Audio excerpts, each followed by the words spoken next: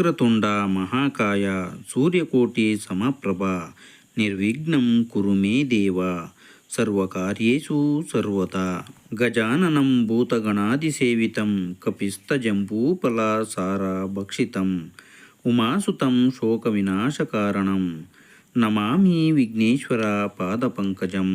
ಸಮಸ್ತ ವೀಕ್ಷಕರಿಗೂ ಸುವರ್ಣ ಇನ್ಸ್ಪೈರ್ ಕನ್ನಡ ಚಾನಲ್ನಿಂದ ನಮಸ್ಕಾರಗಳು. ವೀಕ್ಷಕರೇ, ನೀವು ಇದೇ ಮೊದಲ ಬಾರಿಗೆ ನಮ್ಮ ಚಾನಲನ್ನು ನೋಡ್ತಾ ಇದ್ದರೆ ಸಬ್ಸ್ಕ್ರೈಬ್ ಮಾಡಿ, ಗಂಟೆ ಬಟನ್ ಒತ್ತಿ ಆಲ್ ಅಂತ ಸೆಲೆಕ್ಟ್ ಮಾಡಿ. ಹೀಗೆ ಮಾಡೋದ್ರಿಂದ ನಾವು ಹಾಕುವ ಎಲ್ಲ ವಿಡಿಯೋಗಳು ಮೊದಲಿಗೆ ನಿಮ್ಮನ್ನು ತಲುಪುತ್ತವೆ. ಬನ್ನಿ ವೀಕ್ಷಕರೇ, ಇಂದಿನ ವಿಡಿಯೋ ಶುರು ಮಾಡೋಣ. ವೀಕ್ಷಕರೇ, ಗ್ರಹಗಳ ರಾಜಕುಮಾರ ಎಂದು ಕರೆಯಲ್ಪಡುವ ಬುಧನು ಇದೇ ಫೆಬ್ರವರಿ 28ರಂದು ಅಸ್ತಮಿಸಲಿದ್ದು 14 ದಿನಗಳವರೆಗೆ ತನ್ನ ಸಂಚಾರದಿಂದ 5 ರಾಶಿಗೆ ಸೇರಿದ ಜನರಿಗೆ ಸಾಕಷ್ಟು ಶುಭ ಫಲಗಳು ಪ್ರಾಪ್ತಿಯಾಗುವುದು. ಜ್ಯೋತಿಷ್ಯ ಶಾಸ್ತ್ರದ ಪ್ರಕಾರ ಗ್ರಹಗಳ ಚಲನೆಯಲ್ಲಿ ಬದಲಾವಣೆಗೆ ಹೆಚ್ಚಿನ ಮಹತ್ವವನ್ನು ನೀಡಲಾಗಿದ್ದು, ಫೆಬ್ರವರಿ ಕೊನೆಯ ದಿನ ಗ್ರಹಗಳ ರಾಜಕುಮಾರನಾದ ಬುಧನು ತನ್ನ ಚಲನೆಯನ್ನು ಬದಲಾಯಿಸುವ ಮೂಲಕ ಅಸ್ತಮಿಸಲಿದ್ದು, ಇದಕ್ಕೆ ಹೆಚ್ಚಿನ ಪ್ರಾಮುಖ್ಯತೆಯನ್ನು ನೀಡಲಾಗಿದೆ. ಕೆಲವು ರಾಶಿಗೆ ಸೇರಿದ ಜನರಿಗೆ ಪ್ರಗತಿ ಹಾಗೂ ನೆಮ್ಮದಿ ದೊರಕುವುದು. 2026ರ ಫೆಬ್ರವರಿ 28ರಿಂದ ಮಾರ್ಚ್ 13ರವರೆಗಿನ ಈ ಸಮಯದಲ್ಲಿ ಬುಧ ಗ್ರಹವು ತನ್ನ ಅಸ್ತಮದ ಅವಸ್ಥೆಯಲ್ಲಿ ಚಲನೆಯನ್ನು ಮಾಡುವುದು.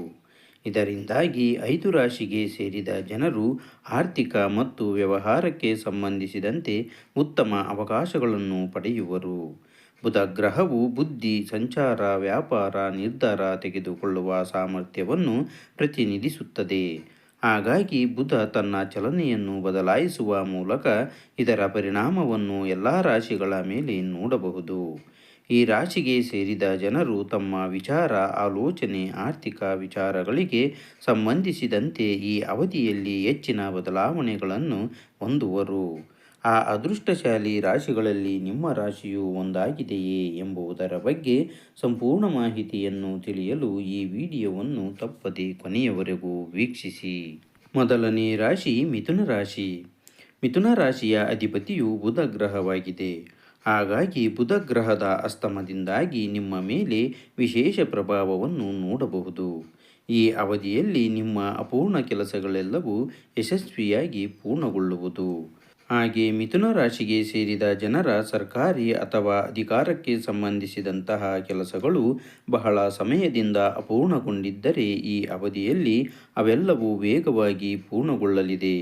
ಈ ಸಂದರ್ಭದಲ್ಲಿ ಬುಧ ಗ್ರಹದ ಶುಭ ಪ್ರಭಾವದಿಂದಾಗಿ ಮಿಥುನ ರಾಶಿಗೆ ಸೇರಿದ ಜನರು ಸಣ್ಣ ವ್ಯಾಪಾರ ಅಥವಾ ಇತರೆ ಕೆಲಸಗಳನ್ನು ಮಾಡುತ್ತಿದ್ದರೆ ಈ ಸಂದರ್ಭದಲ್ಲಿ ನಿಮಗೆ ಹಳೆಯ ಗ್ರಾಹಕರಿಂದ ಅತ್ಯುತ್ತಮವಾದ ಬೆಂಬಲ ದೊರಕುವುದರೊಂದಿಗೆ ನಿಮ್ಮ ಪರಿಸ್ಥಿತಿ ಸಾಕಷ್ಟು ಸುಧಾರಿಸುವುದು.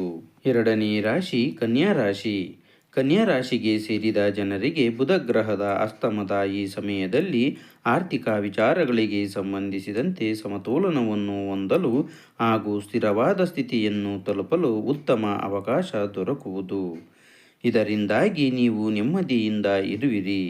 ಈ ಸಂದರ್ಭದಲ್ಲಿ ಕನ್ಯಾ ರಾಶಿಗೆ ಸೇರಿದ ಜನರಿಗೆ ಹಳೆಯ ಸಾಲಗಳಿಂದ ಎದುರಾಗುತ್ತಿದ್ದಂತಹ ಒತ್ತಡಗಳೆಲ್ಲವೂ ದೂರವಾಗಲಿದೆ. ಹಾಗೆ ಈ ಅವಧಿಯಲ್ಲಿ ಕನ್ಯಾ ರಾಶಿಗೆ ಸೇರಿದ ಜನರು ಹೂಡಿಕೆಯನ್ನು ಮಾಡಲು ಉತ್ತಮ ಯೋಜನೆಗಳನ್ನು ರೂಪಿಸಬಹುದಾಗಿದೆ. ಇದರಿಂದಾಗಿ ಮಾರ್ಚ್ 13ರ ನಂತರ ನಿಮಗೆ ನಿರ್ಧಾರವನ್ನು ತೆಗೆದುಕೊಳ್ಳಲು ಅನುಕೂಲಕರ ಸ್ಥಿತಿ ಎದುರಾಗುವುದು. ಈ ಸಂದರ್ಭದಲ್ಲಿ ನಿಮ್ಮ ಅನಗತ್ಯ ಖರ್ಚುಗಳನ್ನು ನಿಯಂತ್ರಿಸುವುದರಿಂದ ಶುಭ ಫಲಿತಾಂಶ ದೊರಕುವುದು. ಮೂರನೇ ರಾಶಿ ತುಲಾ ರಾಶಿ. ತುಲಾ ರಾಶಿಗೆ ಸೇರಿದ ಜನರು ಬುಧ ಗ್ರಹದ ಅಸ್ತಮದ ಈ ಅವಧಿಯಲ್ಲಿ ರಚನಾತ್ಮಕತೆಯಿಂದ ಅಪಾರ ಲಾಭವನ್ನು ಪಡೆಯುವುದರೊಂದಿಗೆ ಸಾಮಾಜಿಕ ಹಾಗೂ ರಚನಾತ್ಮಕತೆಗೆ ಸಂಬಂಧಿಸಿದಂತಹ ಉತ್ತಮ ಅವಕಾಶಗಳು ದೊರಕುವುದರಿಂದ ಸಾಕಷ್ಟು ಸಂತೋಷದಿಂದಿರುವಿರಿ. ಕಲೆ, ಡಿಸೈನಿಂಗ್, ಮಾಧ್ಯಮ ಇತ್ಯಾದಿಗಳಿಗೆ ಸಂಬಂಧಿಸಿದ ಕೆಲಸವನ್ನು ಮಾಡುವ ತುಲಾ ರಾಶಿಗೆ ಸೇರಿದ ಜನರಿಗೆ ಈ ಅವಧಿಯಲ್ಲಿ ಹೊಸ ಯೋಜನೆಗಳು ದೊರಕುವುದು. ಹಾಗೆ ಕುಟುಂಬಕ್ಕೆ ಸಂಬಂಧಿಸಿದಂತೆ ಈ ಅವಧಿಯಲ್ಲಿ ತುಲಾ ರಾಶಿಗೆ ಸೇರಿದ ಜನರು ತಮ್ಮ ಮಕ್ಕಳು ಅಥವಾ ಮನೆಯವರೊಂದಿಗೆ ಸಂತೋಷಮಯವಾದ ಕ್ಷಣಗಳನ್ನು ಕಳೆಯುವುದರೊಂದಿಗೆ ಶುಭ ಸುದ್ದಿ ಲಭಿಸುವ ಯೋಗ ನಿರ್ಮಾಣಗೊಳ್ಳುವುದು. ಇದರಿಂದಾಗಿ ನೀವು ಮಾನಸಿಕವಾಗಿ ಹೆಚ್ಚು ಸಂತೋಷವನ್ನು ಹೊಂದುವಿರಿ ಮತ್ತು ನಿಮ್ಮ ಆತ್ಮವಿಶ್ವಾಸ ಹೆಚ್ಚಾಗುವುದು. 4ನೇ ರಾಶಿ ಧನು ರಾಶಿ. ಧನು ರಾಶಿಗೆ ಸೇರಿದ ಜನರಿಗೆ ಬುಧ ಗ್ರಹದ ಅಸ್ತಮದಿಂದಾಗಿ ನಿಮ್ಮ ಪ್ರಯತ್ನಗಳಿಗೆ ಉತ್ತಮ ಫಲಿತಾಂಶ ದೊರಕುವುದು ಮತ್ತು ಕಠಿಣ ಪರಿಶ್ರಮಕ್ಕೆ ಈ ಅವಧಿಯಲ್ಲಿ ಸಾಕಷ್ಟು ಶುಭ ಫಲಗಳು ಪ್ರಾಪ್ತಿಯಾಗುವುದು.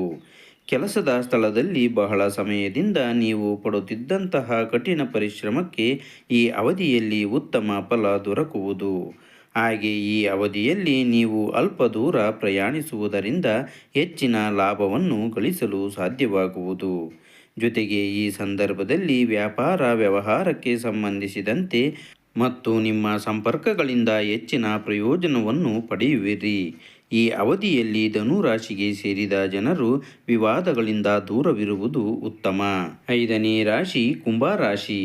ಕುಂಭ ರಾಶಿಗೆ ಸೇರಿದ ಜನರು ಬುಧ ಗ್ರಹದ ಅಸ್ತಮದಿಂದಾಗಿ ತಮ್ಮ ವ್ಯಕ್ತಿತ್ವ ಹಾಗೂ ವೃತ್ತಿ ಜೀವನಕ್ಕೆ ಸಂಬಂಧಿಸಿದಂತೆ ಯಶಸ್ಸನ್ನು ಗಳಿಸುವುದರೊಂದಿಗೆ ಬುಧನ ವಿಶೇಷ ಪ್ರಭಾವಕ್ಕೆ ಒಳಗಾಗಿದ್ದರೆ ಈ ಅವಧಿಯಲ್ಲಿ ಕುಂಭ ರಾಶಿಗೆ ಸೇರಿದ ಜನರ ಆತ್ಮವಿಶ್ವಾಸ ಸಾಕಷ್ಟು ಹೆಚ್ಚಾಗುವುದರೊಂದಿಗೆ ಉತ್ತಮ ಹೆಸರನ್ನು ಸಹ ಗಳಿಸುವಿರಿ.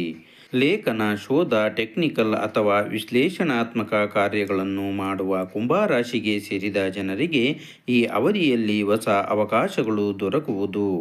ಹಾಗೆ ವ್ಯಾಪಾರ ವ್ಯವಹಾರಕ್ಕೆ ಸಂಬಂಧಿಸಿದಂತೆ ಕುಂಭ ರಾಶಿಗೆ ಸೇರಿದ ಜನರು ಈ ಸಂದರ್ಭದಲ್ಲಿ ಹೊಸ ಅವಕಾಶಗಳನ್ನು ಪಡೆಯುವುದರೊಂದಿಗೆ ನಿಮ್ಮ ವ್ಯಾಪಾರವನ್ನು ವಿಸ್ತರಿಸಲು ಇದು ಉತ್ತಮ ಸಮಯವಾಗಿರುವುದು. ವೀಕ್ಷಕರೇ, ಈ ವಿಡಿಯೋದ ಮಾಹಿತಿ ನಿಮಗೆ ಇಷ್ಟವಾದಲ್ಲಿ ನಿಮ್ಮ ಬಂಧು ಮಿತ್ರರಿಗೂ ಶೇರ್ ಮಾಡಿ. ಧನ್ಯವಾದಗಳು.